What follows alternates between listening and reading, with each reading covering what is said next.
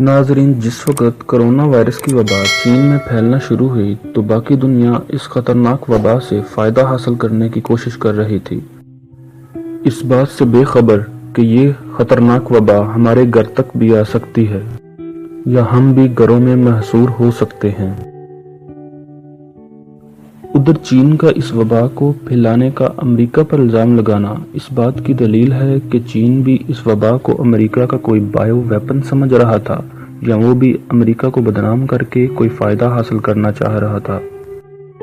مگر دیکھتے ہی دیکھتے اس وبا نے پوری دنیا کو اپنی لپیٹ میں لے لیا اور لاکھوں لوگ اس کا شکار ہو گئے۔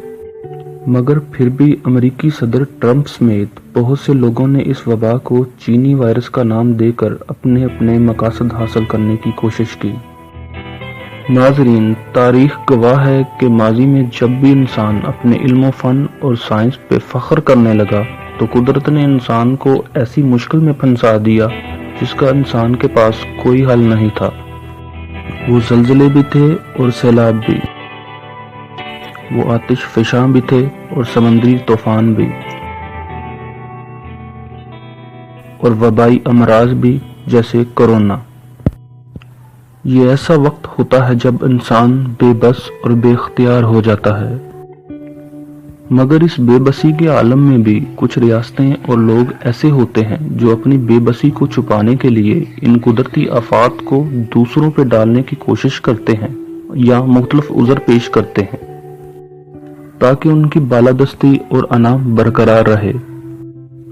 لیکن حقیقت یہ ہے کہ جو انسان چاند پر قدم جما رہا ہے وہ زمین پر ہی لڑکھڑا رہا ہے۔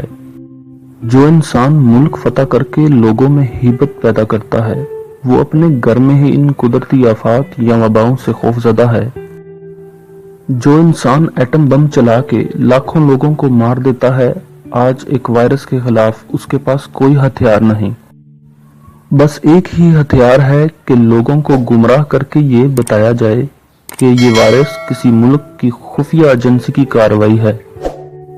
یہ ممکن ہے کہ آنے والے وقت میں انسان کورونا وائرس کے خلاف کوئی ویکسین یا دوا تیار کر لے، مگر ہمیں یہ یاد رکھنا چاہیے کہ اس کائنات کو چلانے والا ہم پر اس سے بھی خطرناک آفات نازل کر سکتا ہے۔ اگر اس کورونا وائرس کی جگہ کوئی ایسی گیس نازل کر دی جاتی جو آکسیجن کو ختم کر دیتی تو انسانوں کا کیا ہوتا؟ کیونکہ کوئی بھی جاندار آکسیجن کے بغیر زندہ نہیں رہ سکتا۔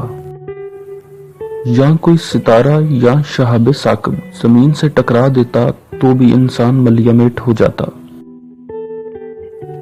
ناظرین، دنیا کا اصول ہے کہ جب کوئی شخص کسی جرم کا مرتکب ہوتا ہے تو اس کو قید کی سزا دی جاتی ہے تاکہ وہ اپنے افعال پر غور کر سکے اور ان کو درست کر سکے۔ پر اگر جرم سنگین ہو تو سزائے موت بھی دی جاتی ہے تاکہ اس مجرم کو عبرت بنا دیا جائے۔ ہمیں بھی قدرت نے ابھی قید کی سزا سنائی ہے تاکہ ہم اپنے افعال پہ غور کر سکیں اور ان کو درست کرنے کا فائدہ لیں۔ اس بات پہ غور کریں کہ شام میں لاکھوں لوگوں کو خون میں نہلایا گیا، کیا یہ صحیح تھا؟